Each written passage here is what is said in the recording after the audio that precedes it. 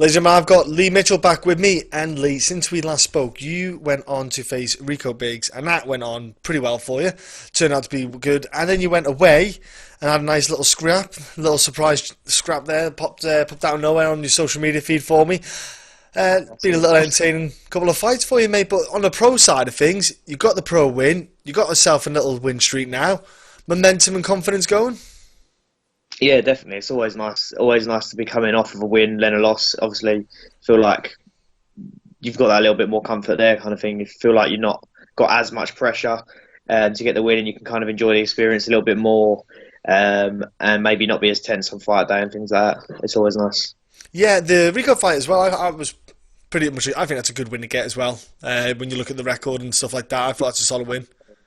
He's a massive guy, and he's like Yeah.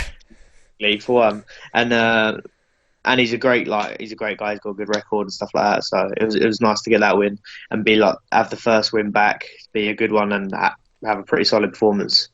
Yeah. I was happy with anyway. Those guys, there's a guy at our gym as well. He's just there's nothing on him, and he's just super long, and he fights like at 145, and I think he's 6'1", 6'2", and I'm like, what is going on with that? What? That's not fair. There's some big guys who cut like freakish amounts of weight, and you think, how the hell do you even do it? But Yeah. I'm not even big at all, but like I cut and look more or less the same, just a little bit drawn in. But some of these guys cut so much weight, it's absolutely mental, isn't it? Yeah, it is. I think there's nothing in it. I think I've got hollow bones. That's what I think it is for a lot of them. Something because I could never do it personally. I could. I'd kill myself. Yeah, I was about to say I would die. I tried. I can't do big cuts. It's not my thing. Your fight though, your last fight, it was where was it? It was in Italy, was it? Yeah, it was in like the Yeah. south of Italy, just Yeah. like 4 days before Christmas. So it's quite a cool experience, to be fair. That's what I was going to say. Yeah.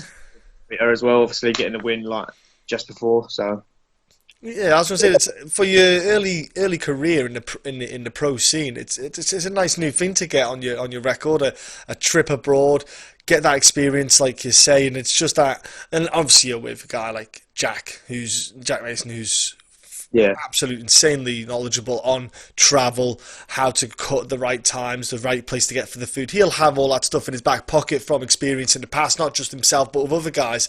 And as a whole, then obviously, did he help a lot with that kind of stuff when you were going away? Because I can imagine there'd be stresses with making sure you got the right kit, timings for travel and all that. That is an added stress that you don't really need when you're cutting weight. Well, luckily I don't really cut that much weight at 135 anyway, so there weren't that much stress. But it was just little things like there weren't like a sauna there. Look, we could use there was so much of a language barrier. Me and Charlie, who went Charlie Falco went to Italy, was like Google Translate and have like conversations. Google Translate, like, is there a sauna? Is there this? Can we do this?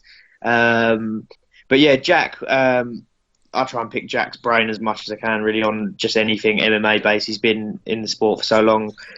He's a great guy to have, kind of looking out for you, and as your head coach. So he always helps with everything like that. He's like the gym dad. And Not just me, even like the guys who are in their 30s or whatever. He's the gym dad.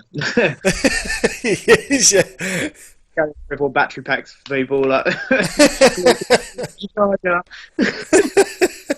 Yeah, I love Jack. People, honestly, Jack Mason's a great character in the sport. And so you went to Italy. Now you come back home to fight, and you're fighting an Italian on home soil. So it's like a reverse. It's like a two-leg in the Champions League semi-finals or something here, isn't it? Yeah, it's cool. But it's like the last guy was pretty tough. So I imagine, well, in my head anyway, they must just be tough people. So I don't know. We'll see what happens, but I'm sure I've got a tough guy. I just can't wait till Saturday, to be honest. Yeah, I like the kind of Italian guys as well that crop up on the scene, especially with Cage Warriors, for example. Like on the numbered cards that they have, you see Ian Dean sometimes bring these guys in, maybe even sometimes short notice replacements. Some of the French guys as well, and they're just absolute monsters. They come in and put on performances and catch people off guard. Yeah, I imagine they do. Like, well, the last guy, I knew he was going to be tough anyway. I don't know if a few people maybe didn't spoke about him and maybe didn't rate him, but I knew he was going to be a tough guy anyway. And that's exactly what he was. So I wasn't wrong at all. So that's kind of how that went. He was just a tough geezer. Yeah, absolutely. And obviously, getting a couple of submission wins under your belt kind of puts that threat in people's minds on the ground when they grapple, when they would maybe grapple with you. Do you feel then that maybe guys might look at your record, even on early days, and think they'll try to keep it standing or be a bit conscious of that? Uh, yeah, possibly. I don't think. Well, just even without the submissions, I think it wouldn't be hard to find. Like all my amateur fights are on YouTube. The pro fights I've had so far are all on YouTube. They're all quite wrestling based. So I imagine they'll try and keep it on the feet anyway. I think they always do, but you're in a cage at the end of the day. Like you've only got so far. I'd say it's probably easier for me to close someone down and get a takedown than it is for them to kind of be on the back foot the whole fight. Yeah. You know, you're locked in a cage together. There's only so far you can go without someone closing in the distance on you and stuff like that. Yeah, especially on the regional scene, the cage sizes aren't, for example, like the UFC ones where, like, I think they're like 24, 28, 32 feet or something. It's absolutely enormous, the UFC cage itself. I think that'd be quite nice, though, to be fair. It'd be something different, yeah. Yeah, just like, even maybe as a wrestler, maybe harder to, I don't know, close someone down in a bigger space, but I just think it'd be nice. Just have a load of room to work, really, innit? When you think of it like that. Yeah, because in a way they don't get the cage to use it as a defence to get back up as well. So there's yin and yang to it, isn't it? Because you can maybe get them in the middle of the cage more. To be fair, I don't really like getting the take in the middle of the cage anyway. I kind of like using the cage as like as a barrier and kind of get on top, like just close them down, like take away their posts and just make it hard work for them, really. So I kind of like that, being against the cage anyway. Not like I don't like being in the centre, but I was gonna, maybe if I was to prefer one. Like, I don't know. Tends to be how it goes anyway. And what people won't know, obviously, because like you said, they're a tape study, they'll see the kind of grappling kind of side of things. Is that, like, for example, at BKK upstairs, you got the boxing, and obviously you do the Muay Thai class. And then people don't realise that the striking that is there at that gym already is already of a high level. So you're already getting that training in the background. And people might not, I say, appreciate or understand. They won't know your level of striking yet because you've not really had to rely on it. It annoys me because if you was to see like the majority of us guys who probably wrestle more than strike on like fight night, for example, or we'll just stand there and beat each other up. No, we don't really wrestle that. Obviously, in our wrestling sessions and when we're obviously drilling and stuff like that against the wall. But like in the rounds, I'd say probably 80% of it I'm standing in like the sparring rounds and stuff like that. Like it's annoying because I feel so confident in my striking ability, but no one's ever seen it unless you train at the gym.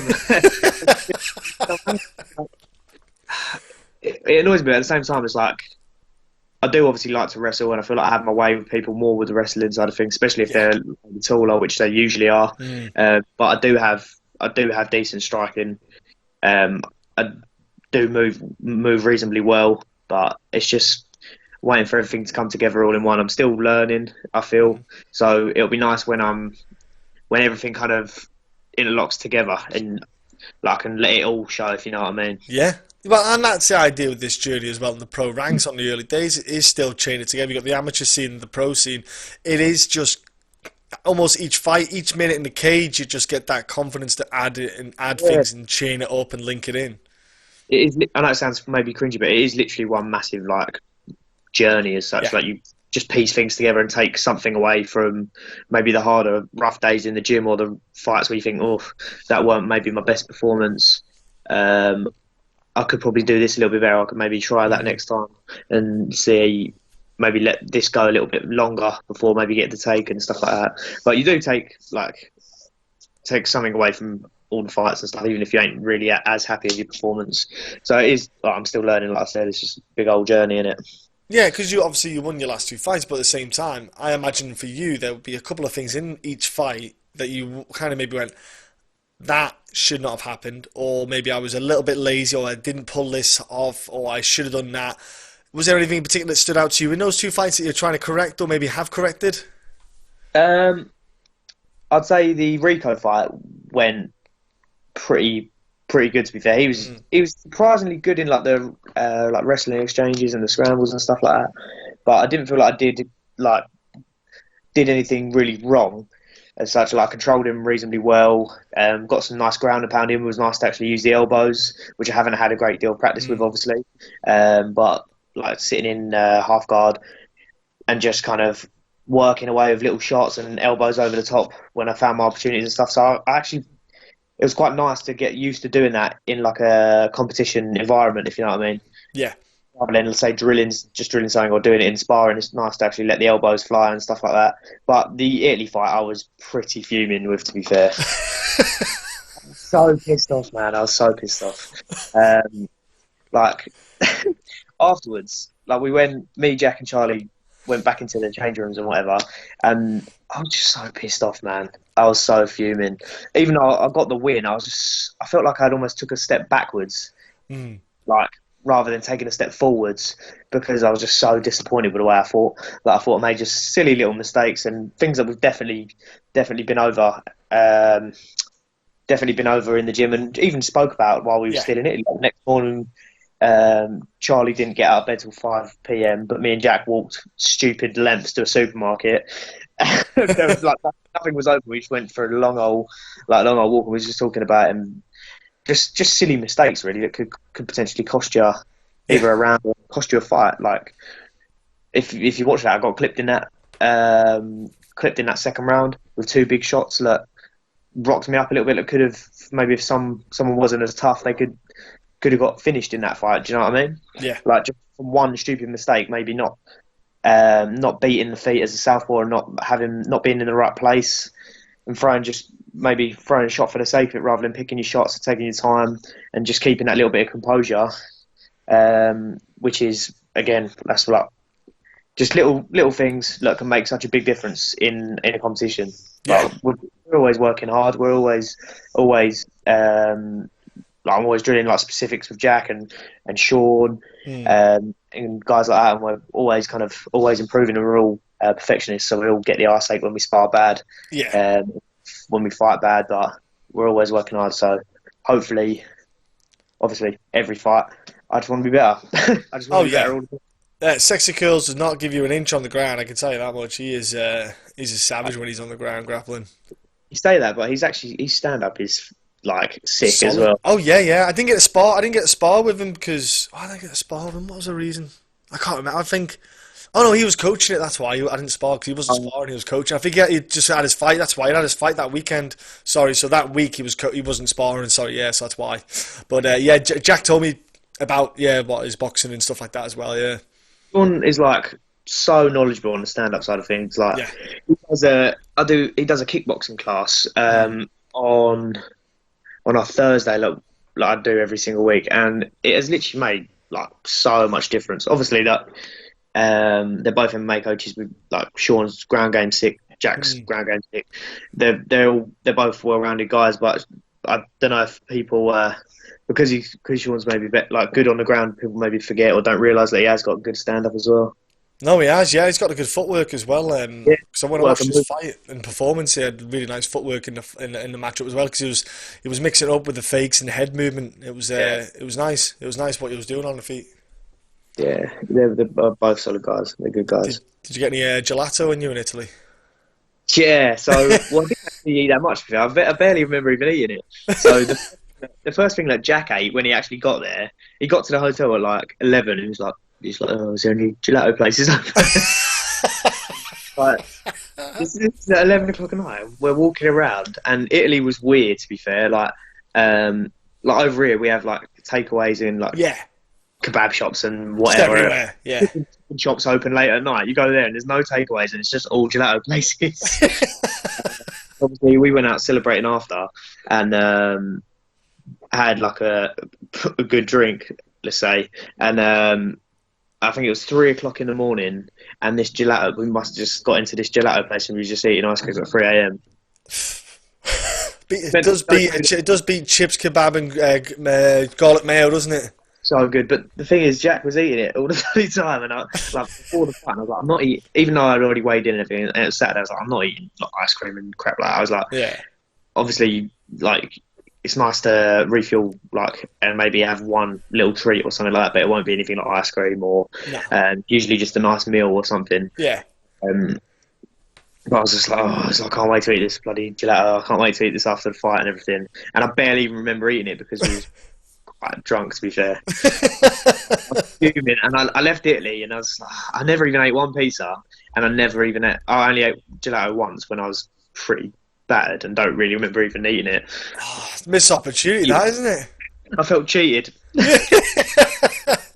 and now Marco's coming to fight you, and what do you get? Kebab, garlic mayo, and chips. Get it in, you lads. That's it. You can eat it. You can have that. Kind of Scott Carlsberg special brew as well. Fancy drink. Hey, look, it's going to be interesting to see how you fight this weekend, man, because obviously, like you say, you got momentum going, and with Cage Warriors, they match up well, and it's a great stage to be on, man. It's a great platform for you too, because you're going to get yourself out there again, man. Yeah, definitely. Obviously, I had a lot of amateur fights on that card anyway. I fought some great guys as an amateur on that platform, and they was all tough fights. It was all tough fights. So I know they're all. I never take a fight thinking, this will probably be easier than the last, or this will be. You take every fight seriously, and because you know they're so well matched. Yeah, top guys like James Webb, Thomas Robertson, guys on the amateur scene on the same card as you. Well, BCMA back then, but obviously it's Cage Warriors. And you look where they are now, and you just think that it's a formula that works. No, that's it. There's so many good guys who've come from the show. And like you look at where they are now, and you think, Jesus, like it is possible. These guys are doing big things coming from the same shows. Like I literally fought on, like when I was younger, being on like the same card as those guys, and thinking, DeSantos, mate. I just remembered DeSantos. She fought Kerry, and then she went on to the UFC. I think she had two more bouts after. She was the one who's in the UFC the weekend. Yeah. And she fought Kerry, didn't she? So she was on BCMA as well. Yeah, that's it. But it's a great show. Everyone knows it's a great show. That's why I love fighting on it. It's such a good experience. It is, mate. I love the atmosphere there as well. It's a great place to go at too. I went to the card, folks. I implore anyone who's around that area, if they can get tickets to it, do go and watch it. It's a great regional fight card to go and watch and enjoy. I'm going to get you let go, mate, because obviously it's getting a bit past your bedtime. But what's your social media? So people want to give you a follow, Lee. So I've actually started using Twitter again recently, but I'm already everything from Instagram to Twitter. So it's the same name. It's at LR Mitchell 97, or chuck us an ad on Facebook or something like that. And then what about your sponsors, mate? Who's giving you help out on the sponsor side? So I've got another Barbers in Whittam. I've got Jay Deverill sends me the best in Herbalife gear. I have Cairo Health Braintree. I see Anthony King from there, who sorts me out and keeps me in check, stops me from being broken like 80% of the time. He's the last three camps or the last three camps, and it's made such a difference. Like all the little niggles that were kind of maybe get in the way, kind of just ironing all that out and just make sure I'm good to go. Raw CBD, started using those guys over the last two fights. Nice. They are very generous with their products as well. They send us so much gear and like little things like the balm, rub it on like where my hands are still where I broke my hand and stuff, like rubbing it on there and just kind of massaging it in it. It feels like it makes a bit of a difference. Like it's good to use. Who else we got? We've got Sweeney Dodge Fightwear, who's bringing out his own fightwear, let's say kit, like shin pads, gloves, MMA gloves, t-shirts and all that. Who else have we got? I think that might be it. Swing Dodge Fightwear. I think that may be it. It obviously isn't. I'm going to get a hate message as soon as I get off this. It's alright, here we go. Let me have a look here. Leigh Mitchell, where are you? You just posted on your Instagram before, didn't you? Fight me, here you go. You got, another Barbers, Cairo Health, Shooters MMA, Raw CBDC, Jay Deverill, Herbalife 24 there, Anthony King, Stone Sports Management, which is obviously Jack Mason's, and KP, whatever that is, with a teddy bear. There you go. So the bear is actually Daryl. It's actually Swing Dodge Fightwear. That's his logo. So it's his logo, right? We just had a photo shoot done as well, which is cool. So we're bringing all that. We like me and some of the other guys from BKK done like a little shoot for his gear and stuff. So that'll be coming out soon, which is cool. KP is just a very generous lady who helps me out with some funds and stuff in the past, like from when I had my pro debut. Oh, nice. And even though I say no, don't be silly, whatever, she's insistent that she wants to help me out, and she is lovely. So thanks, Kelly. Thanks for that, and always helping us out as well. Fantastic. And last but not least, obviously BKK. But anyone in particular to help you out in the fight camp? Anyone in particular? All the guys, they all do it. They all do the rounds of us. Obviously, Jack and Sean play a massive part in it. Like just little extras and stuff. Obviously, I work full time as well, so extra pads and stuff when I can get it in with Jack and Sean. Just always checking in with us, make sure I'm still good. Paying attention to us in the sparring and stuff. But obviously, there's too many guys at BKK to shout out if I was to. Yeah, yeah. They're all so good. There's so many good guys, and I'm doing rounds of all these absolute savages. So I couldn't progress without them. Like, we get up and spar and beat the hell out of each other at 8 a.m. on a Sunday, every Sunday. Yes. Thanks to all those guys who kind of get up with us, and we all get a concussion for breakfast. So thanks to all you guys. Thanks to all nice. you guys. Yeah, man. Honestly, can't wait to see you back in there, buddy. Have a good one. Enjoy yourself, and I'll be tuning in. And folks at home, watch out for Leigh Mitchell coming back this weekend to fight. Thank you very much, man. Cheers for checking back in with us. I look forward to chatting with you again in the future.